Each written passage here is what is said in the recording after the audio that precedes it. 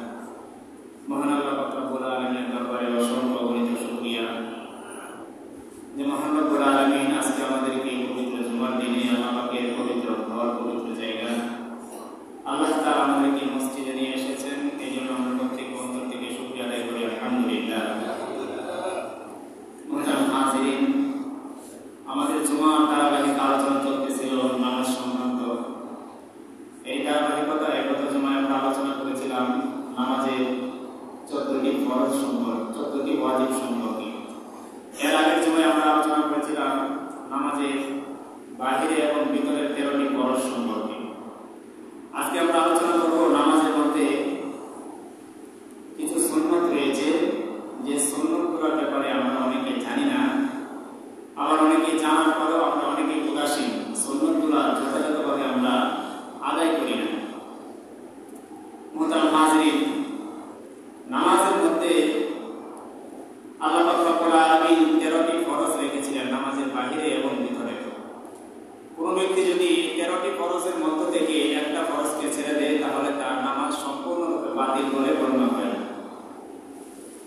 ঠিক তদ্রূপভাবে কোন ব্যক্তি যখন নামাজের মধ্যে 14টি ওয়াজিবের মধ্য থেকে কোনো একটি ওয়াজিব অথবা একাধিক ওয়াজিব সে ইচ্ছাকৃতভাবে ছেড়ে দেয়, তখনও তার নামাজ নষ্ট হয়ে যায়। কিন্তু যদি কোনো ওয়াজিব বা একাধিক ওয়াজিব যদি ভুলক্রমে ছুটে যায়, তখন সাহু সেজদা দিলে, গত জুমায় আমরা বলেছি, সেজদায় সাহু দিলে তখন তার নামাজটা সঠিক হয়ে যায়। আজকে আমরা আলোচনা করব ওয়াজিবের পরের কাতারে যে বিষয়গুলো রয়েছে, আপনার সুন্নাত। নামাজের মধ্যে একবারে আমরা দাঁড়ানো থেকে নিয়ে সালাম ফিরানো পর্যন্ত কিছু সুন্নত রয়েছে, যে সুন্নতগুলো যথাযথভাবে পালন করলে নামাজের সৌন্দর্য বেড়ে যায় এবং নামাজের নেকির পরিমাণও বেড়ে যায়। সুবহানাল্লাহ। এই জন্য সর্বপ্রথম আমাদের যে সুন্নতটা জানতে হবে, আমরা যখন নামাজে দাঁড়াবো, দাঁড়ানোর সুন্নত। এখন আমরা যখন জামাতের সাথে নামাজ পড়বো তখন একটা সুন্নত রয়েছে, আবার যখন আমরা একা একই নামাজ পড়বো তখন আরেকটি সুন্নত রয়েছে। আমরা অনেকেই লোক মুখে শুনি বা আমরা বলি, যখন আমরা নামাজে দাঁড়াবো তখন দুই পায়ের মধ্যখানে 4 আঙ্গুল বা আঘাত, আমরা বলে থাকি যে 4 আঙ্গুল ফাঁক করে অথবা আঘাত ফাঁক করে আমরা দাঁড়াবো। আসলে কোরআন হাদিসে কোথাও এরকম বর্ণনা নেই। সঠিক বর্ণনা হলো, সঠিক নির্দেশনা হলো, আপনি যখন নামাজে দাঁড়াবেন, নামাজে দাঁড়ানোর পরে আপনি যেভাবে দাঁড়ালে সবচেয়ে বেশি বিনয় প্রকাশ পায়, নিজেকে সবচেয়ে বেশি অপরাধী মনে হয়, আল্লাহ পাকের সামনে যত বিনয়ের সাথে দাঁড়ালে আপনাকে ছোট মনে হয়, সেভাবে দাঁড়ানোটাই হলো সুন্নাত। কোন ব্যক্তি তার শরীর অনেক মোটা, সে চাইলেই পারবে না সে 4 আঙ্গুল পরিমাণ বা আধার পরিমাণ ফাঁক করে দাঁড়াতে। অথবা কোনো ব্যক্তি হালকা গরমের মানুষ, সে চাইলে সম্ভব। সুতরাং সুন্নত হলো, আমি আপনি যখন নামাজের মধ্যে একা একই নামাজ পড়বো তখন ওই পরিমাণ বিনয়ের সাথে দাঁড়ানোর চেষ্টা করব, যে পরিমাণ ফাঁক রেখে দাঁড়ালে নিজের প্রতি নিজেকে গোলাম হিসেবে আর আল্লাহকে মনিব হিসেবে মনে হয়, সেই পরিমাণ নির্দিষ্ট করে জায়গা নিয়ে দাঁড়ানোটা হলো সুন্নাত। আবার যখন আমি আপনি জামাতের সাথে নামাজ পড়ব তখন গুরুত্বপূর্ণ একটা বিষয় রয়েছে। নবী আলাইহিস সালাতু ওয়াস সালাম বলেছেন, জামাতের সাথে যখন আমরা নামাজ পড়ব তখন তোমরা পরস্পর গায়ের সাথে গা লেগে দাঁড়াবে। সেটা হতে পারে পায়ের সাথে পা, হাঁটুর সাথে হাঁটু, কাঁধের সাথে কাঁধ। হাদিসের মধ্যে এরকম বর্ণনা এসেছে। কারণ যখন আমরা নামাজের মধ্যে দাঁড়াই, নবী আলাইহিস সালাতু ওয়াস সালাম বলেছেন, যদি দুইজনের মাঝে, দুই মুসল্লির মাঝে মধ্যে যদি ফাঁকা জায়গা থেকে থাকে, তো শয়তান ছাগলের বাচ্চার আকৃতি ধারণ করে দুই মুসল্লির মাঝে, দুই নামাজের মাঝে এসে প্রবেশ করে এবং উভয়জনকে এসে ধোঁকা দিতে শুরু করে। আর ওমর ফারুক রাদিয়াল্লাহু তাআলা আনহু সুন্নাত ছিল, উনি যখন নামাজে দাঁড়াতেন মুসল্লিদের দিকে মুখ করে দাঁড়াতেন, উনি কাতারগুলো সোজা করতেন, দুইজনের মাঝে ফাঁকা জায়গা থাকলে উনি বলে বলে সেই ফাঁকা জায়গাগুলোকে পূর্ণ করে দিতেন। তাহলে এখান থেকে আমরা দুইটা বিষয় জানতে পারলাম, যখন আমরা একা একই নামাজ পড়বো তখন অবশ্যই খেয়াল রাখবো যে এত পরিমাণ ফাঁকাও না হয়ে যায় বা এত পরিমাণ আমরা একবারে মিশেও যেন না দাঁড়ায়, যার দ্বারা আমার থেকে আপনার থেকে বিনয় প্রকাশ না পায়।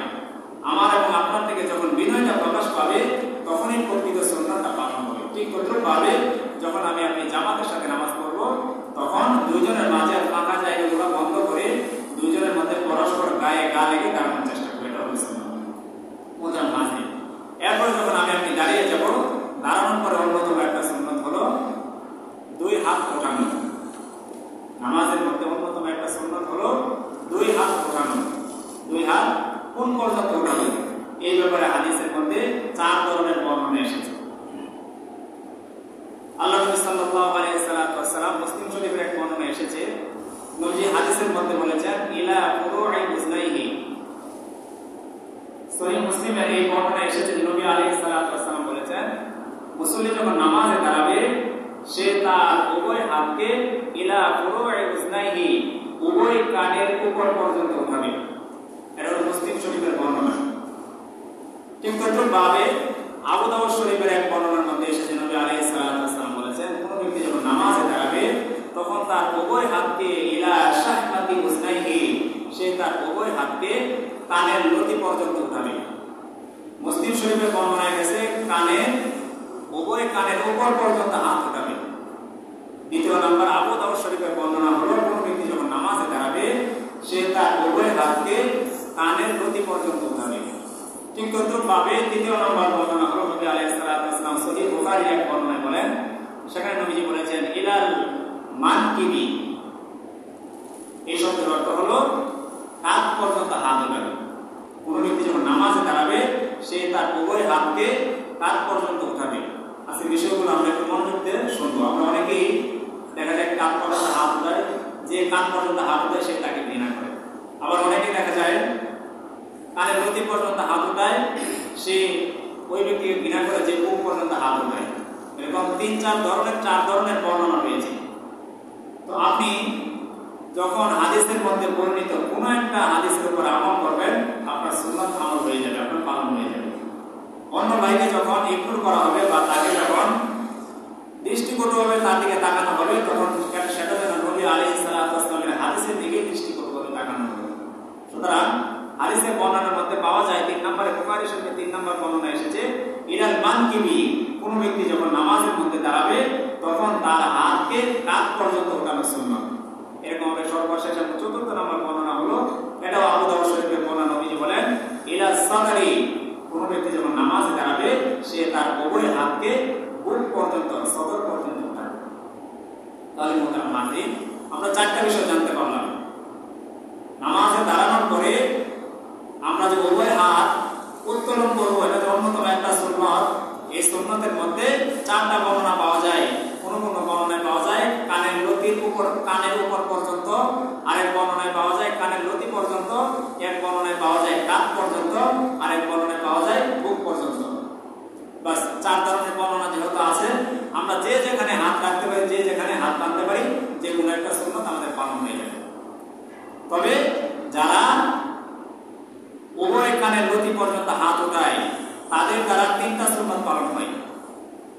কারণ প্রথম হাদিসের মধ্যে আমরা জেনেছি যারা নবী আলাইহিস সালাতু ওয়াস সালাম বলেছেন ইলা ফুরুই উজনাইহি, উভয় কানের উপর পর্যন্ত হাত উঠানোর কথা নবী বলেছেন। তো কোন ব্যক্তি যখন উভয় হাতকে সে কান পর্যন্ত উঠাবে এভাবে, তো তার এই দুই বৃদ্ধাঙ্গুল কানের লতি পর্যন্ত পৌঁছে যাবে, যেটা 2 নম্বর হাদিস আবু দাউদ শরীফের বর্ণনায় এসেছে উভয় হাতকে কানের লতি পর্যন্ত উঠানো।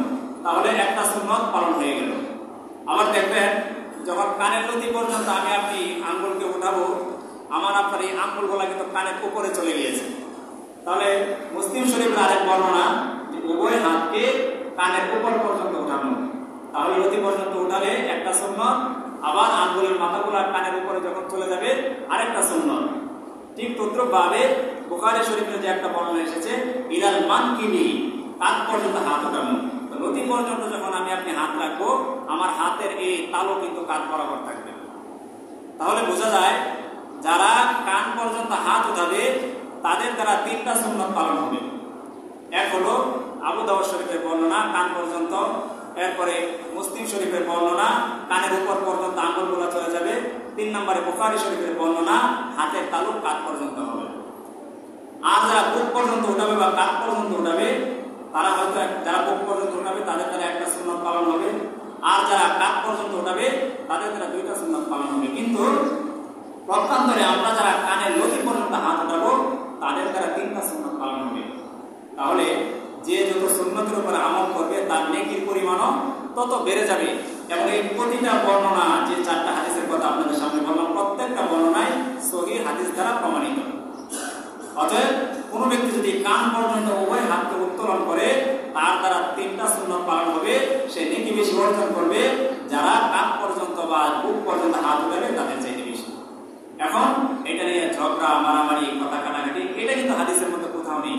নবী আলাইহিস সালাতু ওয়াস সালাম বলেছেন বাস কান পর্যন্ত উঠালে হয়ে যাবে, বুক পর্যন্ত উঠালে হয়ে যাবে, কানের লতি পর্যন্ত উঠালে হয়ে যাবে, কানের উপর পর্যন্ত উঠালে হয়ে যাবে। সুতরাং যে যেখান থেকে হাত বাঁধবে সেখান থেকে তার সুন্নত পালন হয়ে যাবে। এরপর নামাজের অন্যতম আরেকটা সুন্নত হলো দুই হাত বাঁধা। দুই হাত উঠানোর পরে দুই হাত বাঁধা, এটা কিন্তু সুন্নত। কারণ হাত ছেড়ে কিন্তু নামাজ হয়। নবী আলাইহিস সালাতু ওয়াস সালাম যখন নামাজ পড়তেন, দীর্ঘ রাতে নামাজ পড়তেন, অনেক সময় বুকের উপরে হাত বাঁধতেন। যখন একটু ক্লান্তি ভাব চলে আসতো আরো নিচে নামিয়ে দিতেন, আবার যখন ক্লান্তি ভাব আসতো আরো নিচে নামিয়ে দিতেন। এমনকি যখন আরো ক্লান্ত হয়ে যেতেন উভয় হাত ছেড়ে উনি নামাজ পড়তেন। আমরা যে এতদিন আলোচনা করেছি নামাজের ফরজ, নামাজের ওয়াজিব। নামাজের ফরজ যদি কোনো ব্যক্তি পালন না করে তার নামাজ শেষ হয়ে যাবে। নামাজের ওয়াজিব পালন করতে গিয়ে কোনো ব্যক্তি যদি ইচ্ছাকৃত ভুল করে তারও নামাজ শেষ হয়ে যাবে, কিন্তু অনিচ্ছাকৃত ভুল করলে নামাজের সাহস সাজদা দিতে হয়। আর আজকে যে কথাগুলো বলতেছি, হাত উঠানো, হাত বাঁধা, এগুলো হলো নামাজের সুন্নত। এগুলো যদি আপনি পালন করি আমার আপনার নেকির পরিমাণ বেশি হবে এবং আমার আপনার নামাজটা স্বয়ংসম্পূর্ণভাবে আদায় হবে। এই জন্য হাজরিন, হাত বাঁধার ক্ষেত্রেও নবী আলাইহিস সালাতু ওয়াস সালামের বিভিন্ন বর্ণনা পাওয়া যায়। আমরা হাত কোথায় বাঁধবো? অনেকে বুকের উপরে বাঁধে, অনেকে নাভির উপরে বাঁধে। যারা বুকের উপরে বাঁধেন তাদের ক্ষেত্রে 4টি সহিহ হাদিস বুখারী শরীফের মধ্যে এসেছে। এরকম ভাবে যারা নাভির নিচে বাঁধেন তাদের পক্ষেও সহিহ ইবনে হুযাইমা, সহিহ ইবনে হিব্বান এই সমস্ত বর্ণনার মধ্যে স্পষ্ট হাদিস এসেছে। কারণ নবী আলাইহিস সালাতু ওয়াস সালাম একটু পূর্বেই বলেছি, কখনো বুকের উপরে হাত বাঁধতেন, কখনো নাভির নিচে হাত বাঁধতেন। এই জন্য মুহতারাম হাজরিন, এগুলো নিয়ে আমাদের সমাজের মধ্যে অনেক বাড়াবাড়ি। যারা আমরা বুকের উপরে হাত বাঁধি তারা বলি যে যারা নাভির নিচে হাত বাঁধে তাদের হাত বাঁধা হয় না। আবার যারা নাভির নিচে হাত বাঁধি তারা বলি যে যারা বুকের উপরে নামাজ পড়ে, বুকের উপরে হাত বাঁধে, তারা মহিলার মতো নামাজ পড়ে। মহিলা এবং পুরুষের নামাজের মধ্যে মৌলিকভাবে কোনো পার্থক্য নেই। নবী আলাইহিস সালাতু ওয়াস সালাম বলেছেন, সাল্লু কামা রাআইতুমুনি উসাল্লি, তোমরা ওইভাবে নামাজ পড়ো যেভাবে তোমরা আমাকে নামাজ পড়তে দেখেছো। সুতরাং একটা সুন্নাত পালন করতে গিয়ে নিজের মতটাকে প্রাধান্য দিতে গিয়ে অন্য আরেকটা সুন্নাত, অন্য ভাইয়ের মতামতকে অগ্রাহ্য করা, এটা ইসলামে কখনো সমর্থন করে না। আমি যে সুন্নতের উপরে আছি আমার দ্বারা যদি সম্ভব হয় আমি এই সুন্নত নিয়মিত পালন করব। অন্যথায় অন্য ভাইকে কটাক্ষ করে তাকে ছোট করে কোনো কথা বলা মানে নবী আলাইহিস সালাতু ওয়াস সালামের হাদিসকে অপমান করা। মুহতারাম হাজরিন, ঠিক তদ্রুপভাবে নামাজের মধ্যে আরেকটা সুন্নাত হলো সানা পড়া। আপনি যখন হাত উপরে উত্তোলন করে হাত বেঁধে ফেলবো, সর্বপ্রথম কাজ হবে সানা পড়া। সানা অর্থ আল্লাহ তাআলার প্রশংসা। নামাজটাকে আল্লাহর প্রশংসার মাধ্যমে, গুণকীর্তনের মাধ্যমে নামাজটাকে শুরু করা। আমরা সানা অনেকে পারি, সানা সুবহানাকাল্লাহুম্মা ওয়া বিহামদিকা ওয়া তাবারাকা ইসমুকা ওয়া তাআলা জাদ্দুকা ওয়া লা ইলাহা গায়রুক। ঠিক তদ্রুপভাবে সানার জায়গায় আর হাদিসের মধ্যে, সহিহ হাদিসের মধ্যে আরো বিভিন্ন ধরনের বর্ণনা এসেছে। এক হাদিসের মধ্যে নবী আলাইহিস সালাতু ওয়াস সালাম বলেছেন, এই দোয়াটা তোমরা সানার জায়গায় করতে পারো, আল্লাহুম্মা বাঈদ বাইনি ওয়া বাইনা খাতায়ায়া কামা বা'আদতা বাইনাল মাশরিকি ওয়াল মাগরিব। বিস্তারিত দোয়া যে হে আল্লাহ, তুমি আমার মধ্যে এবং আমার গুনাহের মধ্যে এই পরিমাণ দূরত্ব তৈরি করে দাও পূর্ব এবং পশ্চিম থেকে যে পরিমাণ দূরত্ব।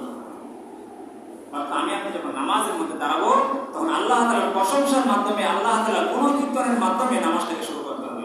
এটা হলো নামাজের অন্যতম একটা সুন্নাত।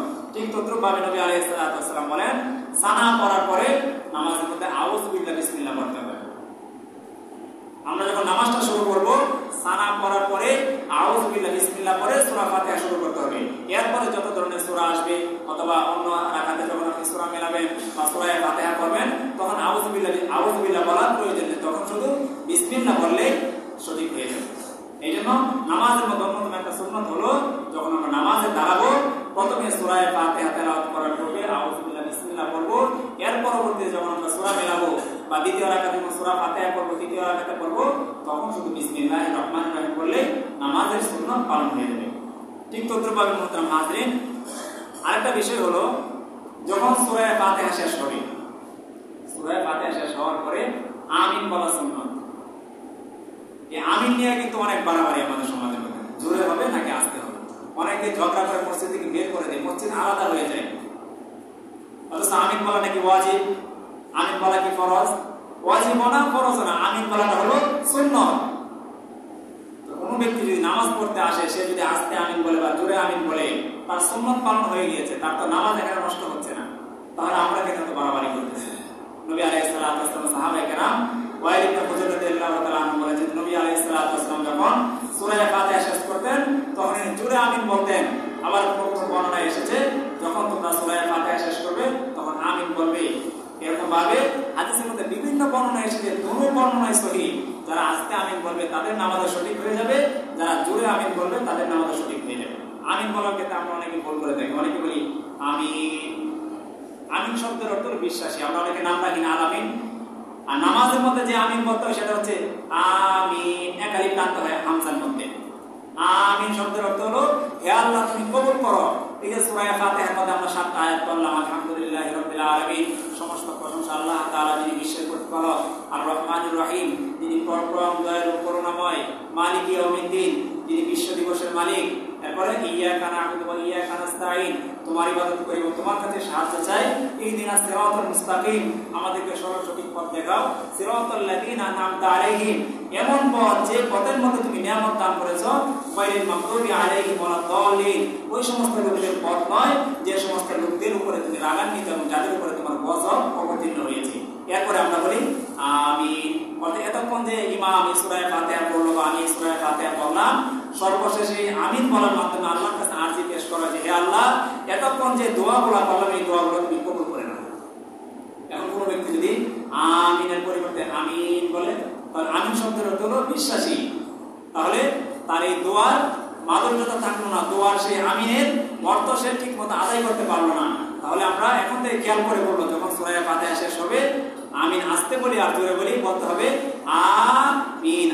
জায়গার মধ্যে অন্তত 2 সেকেন্ড টান দিতে হবে, কারণ আমিন শব্দের অর্থ হে আল্লাহ তুমি কবুল করো। আরেকটা বিষয় হলো, এক হাদিসের মধ্যে এসেছে নবীজি আলাইহিস সালাতু ওয়াস সালাম বলেছেন, ইমাম সাহেব যখন সূরা ফাতিহা বলে শেষ করে এরপর যখন আমরা আমিন বলি, ফেরেশতারাও কিন্তু তখন আমিন বলে। ফেরেশতারা আমিন বলার দ্বারা কি ফজিলত হইল? নবী আলাইহিস সালাতু ওয়াস সালাম বলেছেন, ফেরেশতারা যখন আমিন বলে ঠিক ওই সময়টা যদি কোনো ব্যক্তি আমিন বলে আর ফেরেশতার আমিনের সাথে যদি ওই ব্যক্তির আমিন মিলে যায়, তাহলে আল্লাহ তাআলা তার জীবনের অতীত সমস্ত সগীরা গুনাহকে মাফ করে দেন। আমরা এই সুন্নাত অনেকে পালন করি না, নামাজের মধ্যে আমাদের মনোযোগ থাকে না। নামাজে দাঁড়িয়ে ব্যবসার চিন্তা, চাকরির চিন্তা, ঘর বাড়ি, টাকা পয়সা সমস্ত চিন্তা শয়তানে আমাদের মাথার মধ্যে ঢুকিয়ে দেয়। ইমাম সাহেব কোন সূরা ফাতিহা পড়লো, কোন সূরা মিলানো কিছুই খেয়াল থাকে না, যার কারণে অনেক সময় দেখা যায় মুসল্লির বেখেয়ালের কারণে ইমাম সাহেব নামাজের মধ্যে ভুল করে। নবী আলাইহিস সালাতু ওয়াস সালাম নামাজের মধ্যে দাঁড়ালেন, তো নামাজের শেষে উনি বললেন যে তোমরা নামাজের মধ্যে কে এরকম কাজ করেছে যার কারণে আমার নামাজের মধ্যে ভুল হয়েছে। অর্থাৎ নামাজের মধ্যে এক লোকে বায়োত্যাগ করেছে। মুসল্লির ভুলের কারণে অনেক সময়, যেরকম অনেক সময় পিছনে মোবাইল বেজে ওঠে, অনেকে এরকম কর্মকাণ্ড করে যার কারণে দেখা যায় নামাজের মধ্যে বিঘ্নতা ঘটে। তার মানে মুসল্লিদেরকে সতর্ক থাকতে হয়। ঠিক তদ্রুপভাবে আমরা যখন নামাজের মধ্যে দাঁড়াবো, নামাজের ক্ষেত্রে অত্যন্ত সচেতনতা অবলম্বন করতে হবে। মোহতারাম হাজিরিন, এরকম ভাবে নামাজের অন্যতম আরেকটা সুন্নাত হলো প্রত্যেকবার ওঠা বসার সময় আল্লাহু আকবার বলা। যখন আমরা রুকুতে যাব, সিজদাতে যাব, সিজদা থেকে উঠবো, আর রুকু থেকে ওঠার সময় সামি আল্লাহু লিমান হামিদা, দাঁড়িয়ে রব্বানা লাকাল হামদ, এরপর হামদান কাসীরান তাইয়িবান মুবারাকান ফিহি, এই সমস্ত দোয়াগুলো পড়া। ঠিক তদ্রুপভাবে আরেকটা অন্যতম একটা সুন্নাত হলো, এটা আমরা অনেকে পালন করি না, বেশ কিছু ভাইরা পালন করে খুব গুরুত্ব সহ, সেটা হলো রফুল আদাইন, উভয় হাত উত্তোলন করা। প্রত্যেকটা উঠবসের সময় উভয় হাত উত্তোলন করা, এটা আমরা অনেকেই দৃষ্টিকটুভাবে দেখি। কিন্তু নবী আলাইহিস সালাতু ওয়াস সালাম বলেছেন, কোন ব্যক্তি যখন এই রফুল আদাইন করবে, প্রত্যেকবার হাত সে উত্তোলন করবে, প্রতিবার হাত উত্তোলনের সাথে সাথে আল্লাহ তাআলা তার আমলনামায় নেকি লিখতে থাকবেন। সুবহানাল্লাহ। এইজন্য যারা পারি হাদিসগুলো আমল করার চেষ্টা করব। ঠিক তদ্রুপভাবে যখন আমরা তাশাহুদের মধ্যে পড়ব, আত্তাহিয়াতের মধ্যে যখন বসি, এই শাহাদাত আঙ্গুলকে নাড়ানো, এটা অন্যতম একটা সুন্নাত। আবার অনেকে কমপ্লেইন করে যে নামাজের মধ্যে বিঘ্নতা ঘটে, পাশের ভাই আঙ্গুল নাড়াচ্ছে, অন্যজন ওইদিকে তাকানোর পর নামাজের মধ্যে। আমার কাছে অনেকে বলে এটা কি করে, এটা নবী আলাইহিস সালাতু ওয়াস সালাম একটা সুন্নাত। কারণ হাদিসের মধ্যে এসেছে আপনি যখন আপনার এই শাহাদাত আঙ্গুলকে এরকম নাড়াবেন, নবী আলাইহিস সালাতু ওয়াস সালাম বলেছেন প্রতিটা নাড়ানোর বদৌলতে শয়তানকে বড় হাতুড়ি দিয়ে পিটাইলে যেরকম কষ্ট হয়, শয়তান এরকম কষ্ট অনুভব করতে দেয়। তার মানে এটা অন্যতম একটা সুন্নাত। ঠিক তদ্রুপভাবে যখন আমরা রুকু থেকে উঠবো, রুকু থেকে ওঠার সময় সামি আল্লাহু লিমান হামিদা, রব্বানা লাকাল হামদ, এবার রুকুর তাসবিহ পড়া সুবহানা রাব্বিয়াল আযীম, এটাও সুন্নাত। সিজদায় যাওয়ার পরে সিজদার তাসবিহ পড়া সুবহানা রাব্বিয়াল আ'লা। ঠিক তদ্রুপভাবে দুরূদ শরীফ পড়া, তাশাহুদের পরে দুরূদ ইব্রাহিম পড়া, আল্লাহুম্মা সাল্লি আলা মুহাম্মাদ ওয়া আলা আলি মুহাম্মাদ, এরপর আল্লাহুম্মা বারিক আলা মুহাম্মাদ। এই দুরূদটা পড়া হলো নামাজের মধ্যে অন্যতম একটা সুন্নাত। সর্বশেষ সুন্নাত হলো নামাজের মধ্যে দুআয়ে মাসুরা পড়া। দুআয়ে মাসুরা মানে হাদিসে বর্ণিত দোয়া পড়া। আসার থেকে মাসুরা, হাদিসের অন্য এক নাম হলো আসার, অর্থাৎ হাদিসের মধ্যে নবী আলাইহিস সালাতু ওয়াস সালাম যে সমস্ত দোয়া পাঠ করার কথা, দোয়া পড়ার কথা বলেছে, সেই সমস্ত দোয়াকে তাশাহুদে করে দুরূদ শরীফ পড়ার পরে সেই সমস্ত দোয়াকে পড়া হলো দোয়ায়ে মাসুরা। আমরা তো শুধু করি আল্লাহুম্মা ইন্নী যালামতু নাফসি, যে হে আল্লাহ আমি আমার নিজের উপরে জুলুম করেছি, যুলমান কাসীরা, অনেক জুলুম। আল্লাহুম্মা ইন্নী যালামতু নাফসি যুলমান কাসীরা ফালা ইয়াগফিরুয যুনুবা ইল্লা আনতা ফাগফিরলি মাগফিরাতাম মিন ইনদিকা ওয়ারহামনি ইন্নাকা আনতাল গফুরুর রহিম। যে আল্লাহ এত গুনাহ করেছি, তুমি যদি আমার এই গুনাহকে maaf না করো, কেউ আমার এই গুনাহকে maaf করতে পারবে না। আপনি হাদিসের মধ্যে এই সমস্ত আরো অনেক বর্ণিত দোয়া আছে। বিশেষ করে নবী আলাইহিস সালাতু ওয়াস সালাম একটা দোয়ার কথা বিশেষ করে বেশি বলেছেন, সেটা হলো আল্লাহুম্মা ইন্নী আউযু বিকা মিন আযাবিল কবরি। এই দোয়াটা আমরা বেশি বেশি করতে পারি, হে আল্লাহ তুমি আমাকে কবরের আযাব থেকে রক্ষা করো। ঠিক তদ্রূপভাবে ওয়া মিন আযাবি জাহান্নাম, জাহান্নামের শাস্তি থেকে তুমি আমাকে রক্ষা করো। ওয়া মিন ফিতনাতি মাসিহিদ দাজ্জাল, এবং দাজ্জালের ফিতনা থেকে তুমি আমাকে হেফাজত করো। ওয়া মিন ফিতনাতিল মাহইয়া ওয়াল মামাত, এবং তুমি আমাকে জীবন এবং মৃত্যুর সমস্ত ফিতনা থেকে আমাকে হেফাজত করো। এই যে গুরুত্বপূর্ণ দোয়াগুলা কতজনের কত প্রয়োজন, বিশেষ করে যখন আমরা নফল নামাজ, সুন্নত নামাজগুলো পালন করব, তখন তাশাহুদ পড়ার পরে, দুরূদ শরীফ পড়ার পরে দোয়ায়ে মাসুরার জায়গায় কোরআন এবং হাদিসে বর্ণিত যে সমস্ত দোয়া রয়েছে আপনি দোয়া করতে পারেন। রব্বানা যালামনা আনফুসানা ওয়া ইল্লাম তাগফির লানা, তারপরে রব্বানা আতিনা ফিদ দুনিয়া হাসানা, হে আল্লাহ তুমি আমাকে দুনিয়াতে আখিরাতে কল্যাণ দান করো। কারো সন্তানের বিয়ে শাদী হচ্ছে না, কারো ছেলে বিদেশে যেতে পারছে না, কারো চাকরি হচ্ছে না, এই দোয়াগুলো আপনি সেই তাশাহুদের পরে দোয়ায়ে মাসুরার জায়গার কথা আপনি করতে পারেন। কারণ নামাজটাই হলো সম্পূর্ণ একটা দোয়া। নামাজ হলো একটা ফার্সি শব্দ, বাংলায় হলো প্রার্থনা বা দোয়া। যখন আমরা নামাজের মধ্যে দাঁড়াবো, পুরাটা নামাজ আমার আপনার জন্য দোয়াতে পরিণত হয়ে যাবে। আমরা নামাজে সূরা ফাতিহার অর্থ জানি না, তারপরে সানার অর্থ জানি না, তাশাহুদের অর্থ জানি না, দোয়ায়ে মাসুরার অর্থ জানি না, বিদায় মনে হয় যে আমরা অপেক্ষা করতে থাকি ইমাম সাহেব কখন সালাম ফিরাবে আর সবাই মিলে হাত তোলা করবো আমিন। এটা কিন্তু একটা অন্যতম বিষয়। আমরা অনেকে মনে করি যে নামাজের পরে হাত তুলে দোয়া না করলে বুঝি নামাজ কমপ্লিট হয় না। হাদিসের মধ্যে এসেছে নামাজ শুরু হয় তাকবীরের মাধ্যমে আর নামাজ শেষ হয়ে যায় সালামের মাধ্যমে। আপনি যখন তাকবীর বলে হাত বাঁধবেন, আপনার নামাজ শুরু। দুনিয়ার সমস্ত হালাল কাজ আপনার জন্য এখন হারাম হয়ে গেল। আবার যখন আপনি সালাম ফিরিয়ে ফেলবেন, তখন দুনিয়ার সমস্ত হালাল কাজ আপনার জন্য হালাল হয়ে যাবে। অর্থাৎ নামাজের মধ্যে যখন আমি আপনি সালাম ফিরিয়ে ফেলবো, আমার আপনার নামাজ শেষ। তবে হ্যাঁ, হাদিসের মধ্যে এসেছে যখন ফরজ নামাজের সালাম ফিরানো হয়, এরপরে আল্লাহ তাআলার কাছে বান্দারা যে কোনো দোয়া করে আল্লাহ তাআলা সেই দোয়াগুলো কবুল করে নেন। কিন্তু হাদিসে এটা বর্ণিত নাই যে সবাই মিলে হাত তুলে দোয়া করতে হবে, এটা জরুরি না। অনেক সময় আপনারা দেখেন যে আমি হাত তুলি, অনেক সময় হাত তুলি না। তার মানে এই নয় যে আপনারা দোয়া করবেন না। নামাজের মধ্যে নামাজের সালাম ফিরানোর পরে অসংখ্য হাদিসে বর্ণিত এসেছে অনেক দোয়া সম্পর্কে। আপনি যদি সেই দোয়াগুলো, সেই তাসবিহগুলো পালন করতে যান, অন্তত 20 মিনিট সময় লাগবে। আমরা শুধু সালাম ফিরানোর পরে 2 রাকাত বা 4 রাকাত সুন্নাত করে চলে যাই, কিন্তু নামাজের পরে প্রত্যেকটা দোয়া গুরুত্বপূর্ণ। নবী আলাইহিস সালাতু ওয়াস সালাম যখন সালাম ফিরাতেন, সালাম ফিরানোর সাথে সাথে উনি আল্লাহু আকবার বলতেন একবার, এরপর ইস্তিগফার করতেন 3 বার, এরপর আল্লাহুম্মা আনতাস সালাম ওয়া মিনকাস সালাম, এই দোয়াগুলো পড়তেন। এখানে যে ক্যালেন্ডারটা রয়েছে, ক্যালেন্ডারের মধ্যে সম্পূর্ণ দোয়াগুলো রয়েছে, অনেক দোয়া রয়েছে। এই দোয়াগুলো যদি পড়তে পারেন অনেক ফজিলত রয়েছে। এক হাদিসের মধ্যে নবীজি বলেছেন যে সালাম ফিরানোর পরে যদি কোনো ব্যক্তি প্রত্যেক ফরজ নামাজের পরে নিয়মিত আয়াতুল কুরসি পাঠ করে, তাহলে সে ব্যক্তি মরে না, বিদায় জান্নাতে প্রবেশ করে না। অর্থাৎ তার মৃত্যু হওয়ার সাথে সাথে সে জান্নাতে প্রবেশ করে। সুবহানাল্লাহ। অনেক দোয়া কোরআন এবং হাদিস থেকে ওলামায়ে কেরাম আপনি এই দোয়াগুলো জেনে নেবেন। অনেক সময় দেখা যায় যে অনেক জায়গায় হাত তুলে দোয়া না করার কারণে ইমামকে বা খতিবকে এরকম অনেক প্রশ্নের সম্মুখীন হতে হয়। এই জন্য মোহতারাম হাজির, এটা আমরা কখনো করবো না। নামাজের সালাম শেষ, সালাম ফিরানো শেষ, মানে নামাজ শেষ। এখন প্রত্যেকের ব্যক্তিগত কাজ। কেউ চাইলে 10 মিনিট বসে দোয়া করতে পারে, কেউ চাইলে 5 মিনিট দোয়া করতে পারে। তার যদি কোনো ব্যস্ততা থাকে সে নামাজ পড়ে চলে যেতে পারে। কিন্তু যৌথভাবে দোয়া করলে কি ক্ষতি হয় আমি আপনাদেরকে একটু সংক্ষেপে বলি। আমরা যখন যৌথভাবে দোয়া করবো, অনেক সময় দেখা যায় নামাজের মধ্যে অনেক ভাইরা মাসবুক হয়, 1 রাকাত পায় না, 2 রাকাত পায় না। তাহলে সে যে নামাজটা আদায় করতেছে সালাম ফিরানোর পরে, আর আমি আপনি জোরে জোরে এখানে দোয়া করতেছি, আমি দোয়া করতেছি, আপনারা জোরে জোরে আমিন বলতেছেন।